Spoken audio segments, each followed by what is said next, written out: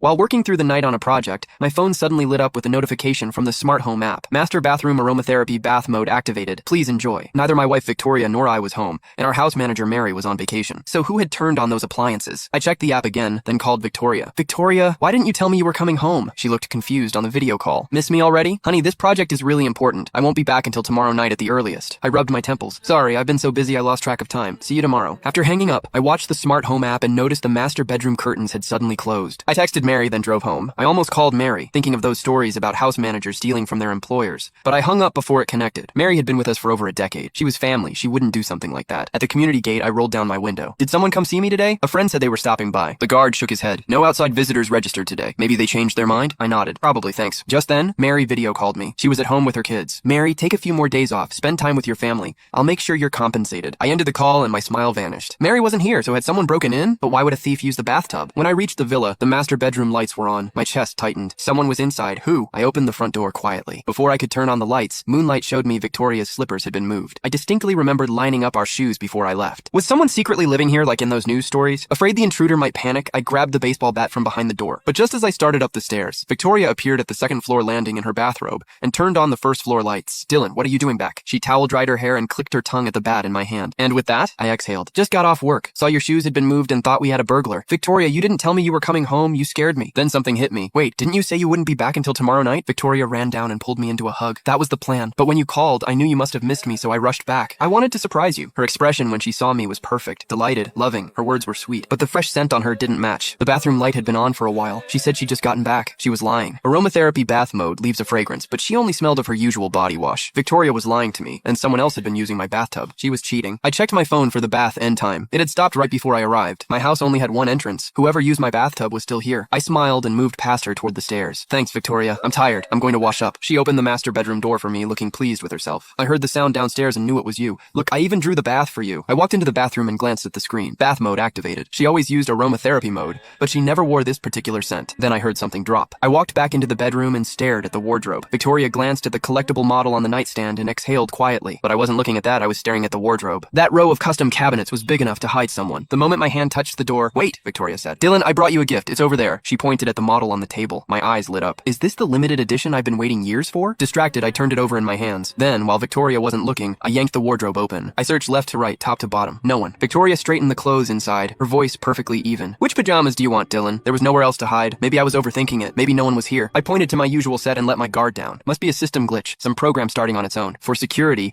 I had facial recognition cameras at the front door and a hidden camera inside pointing at the entrance. You can find the full story in my bio. It's free.